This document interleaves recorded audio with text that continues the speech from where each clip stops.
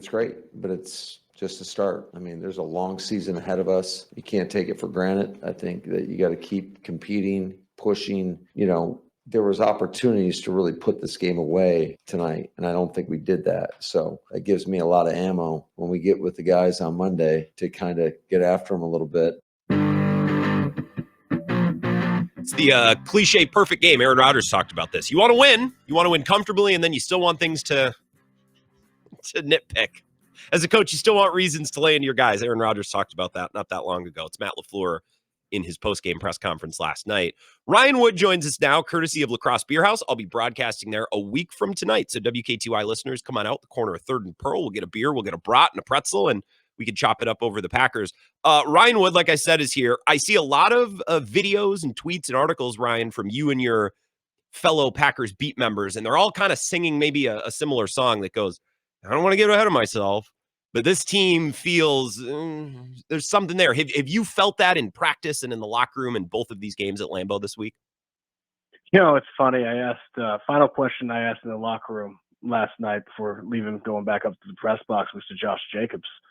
And he just talked about, how good it felt to be 2-0. And I said, Josh, it's not just 2-0. 2-0 on its own is wonderful. It's great. But 2-0 against these two teams, what does that tell you? Yeah.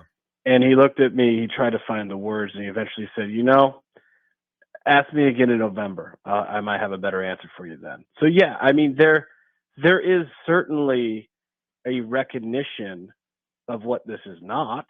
This is not a trophy. Yeah. This does not mean anything about the next 15 games. But if you came into the season thinking the Lions and Commanders are going to be two of the top teams in the NFC, well, the Packers just beat them 54-31 combined. Yeah. They were up 27-6 on the Lions. They're up 27-10 on the Commanders. Neither of these games were actually games.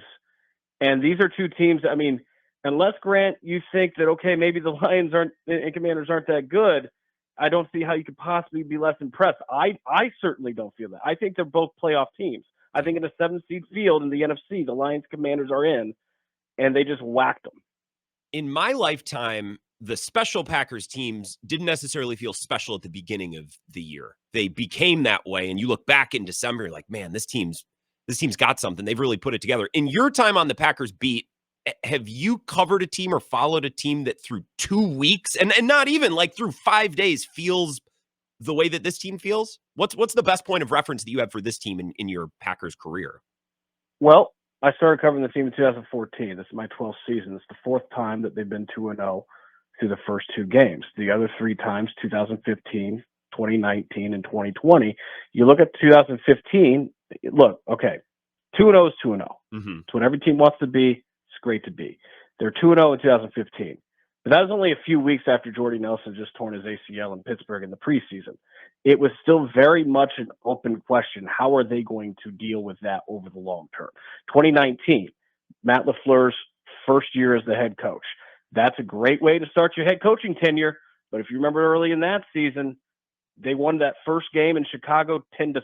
That's right. It took time for that offense, that new scheme, to really get rolling. Through 2 games, it wasn't yet.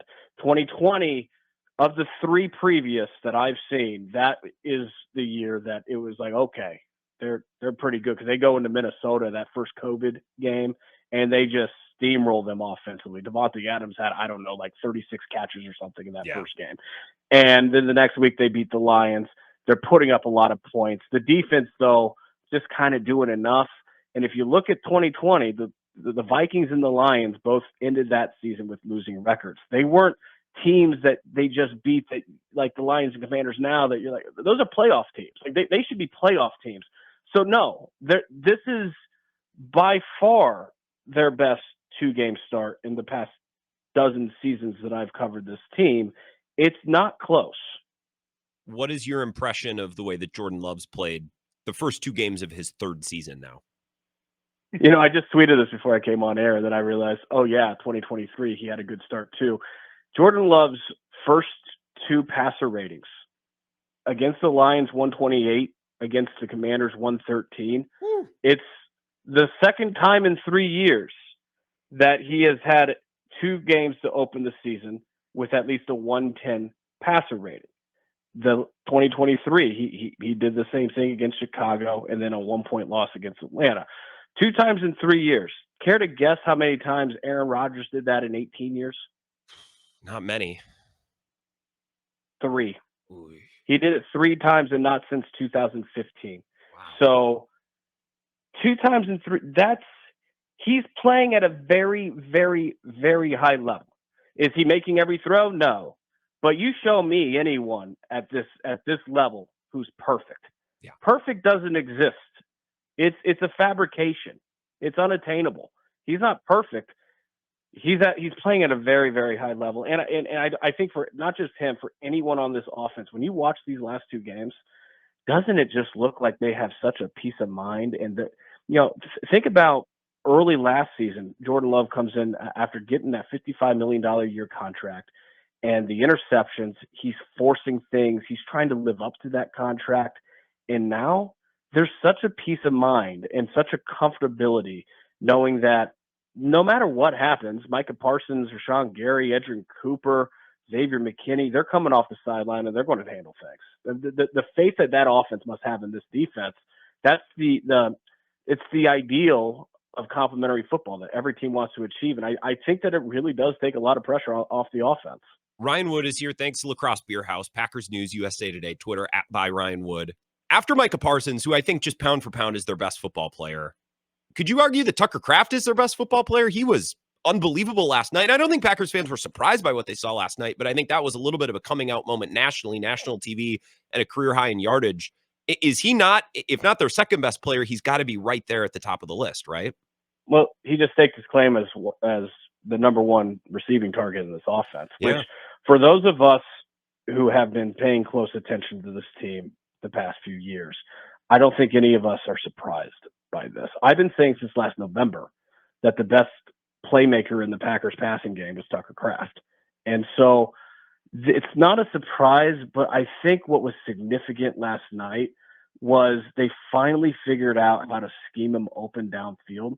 Tucker Kraft only had 10 targets all of last season, 10 out of his 70, in which he was targeted at least 10 air yards past the line of scrimmage. Wow. He caught 8 of those for 260 yards and a perfect 158.3 passer rating. Of course he did. So pretty good. Yeah. He was pretty good, but only 10 out of 70.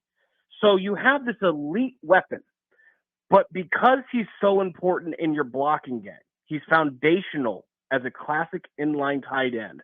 It is hard to get him downfield. I thought this offseason, the number 1 priority, the number 1 question this offensive coaching staff had to ask was how to maximize Tucker Kraft, the downfield playmaker. And then on 2nd and 6 last night, they come out in 13 personnel, 3 tight ends. Tucker Kraft is sandwiched between Luke Musgrave on his right, Darian Kennard on his left. And he follows Luke Musgrave downfield. Luke Musgrave takes the deep middle. 2 Washington Commanders safeties follow him.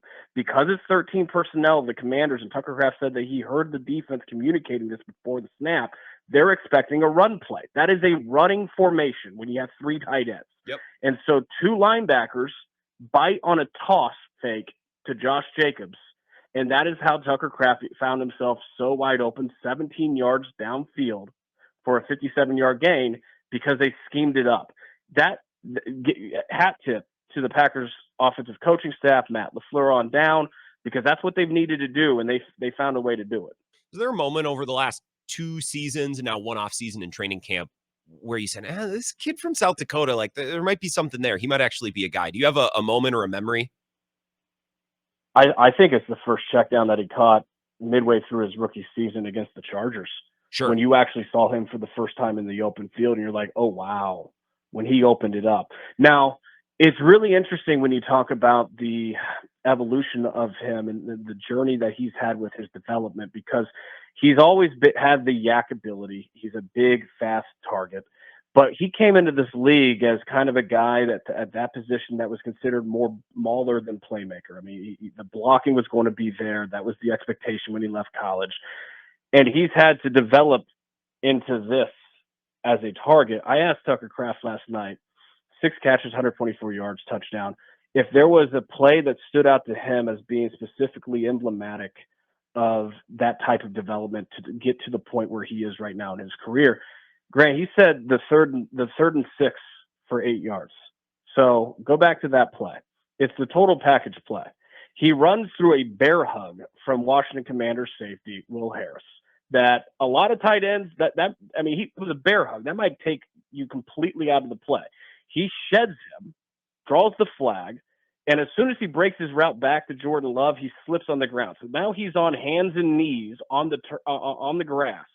And as soon as he slips, he gets right back up. He continues his route on the extension. He secures the catch. You're talking about strength. You're talking about athleticism. You're talking about focus with the hands. That's what he is now. And I think even bigger than the numbers, Tucker Kraft had a catch on both goal lines last night. The 8-yard leak touchdown, which is vintage for him. They're at their 4-yard line, backed up. Jordan Love flicks it in the left flat for 15 yards. He had a third down catch. He had a deep catch. When you have a tight end that can make plays in all situations from all areas of the field, that's a dynamic weapon, and that's what Tucker Kraft is. Tell me something juicy about Javon Bullard, because I didn't talk about him a ton last year, even though he was drafted reasonably high, good college defense. We had, solid expectations for him, but then McKinney was awesome. Evan Williams is great. We just didn't really discuss him, and I thought that maybe he had his best game as a Packer last night. I think he's at home in the slot. You get Javon Bullard and that speed, that physicality, the mentality he plays with.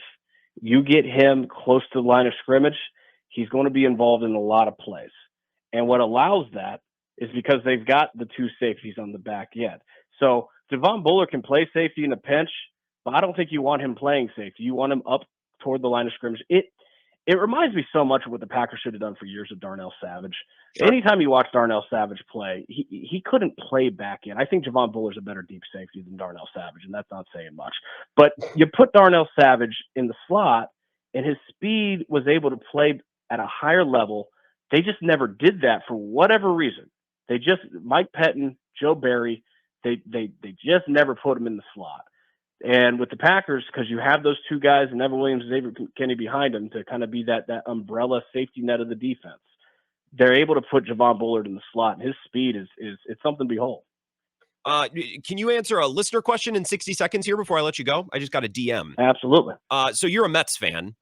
For reference for anyone who's listening. Yeah, unfortunately. This is from Tony in Texas. Says, Grant, can you ask Ryan Wood why the Mets suck? They couldn't even win 1 game against Philly, who are chasing the Brewers for the best record in the NL. That's why we're interested. So what happened there? My frustration level with David Stearns is unrealistically high. Like I know in my head that David Stearns is a damn good baseball manager. He can put together a team, and I know that he understands pitching. But his colossal failure to put a freaking pitching rotation together this season is, it's hot. It's heated. I am not pleased because the offense has been hot and cold, but they've got enough bats. Their pitching rotation is just, it's disgusting. I'm not happy. I'm not happy, Grant. Sorry that we had to end that way. I just, I like being interactive with listeners. What kind of coverage can we find on your feed at Packers News or on your Twitter feed? I know the Packers don't play this weekend, but what will you be releasing that we can follow over the next week until we talk again? Yeah, it's going to be wall-to-wall Packers coverage. Looking forward to actually seeing some other teams play this weekend. Going to get some downtime after 2 games in 5 days, but Cleveland Browns upcoming, and my God, 40-plus-year-old Joe Flacco against that pass rush.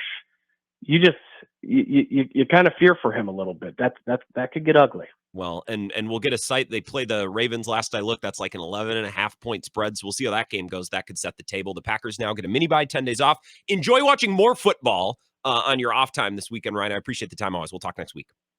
All right, take care. Ryan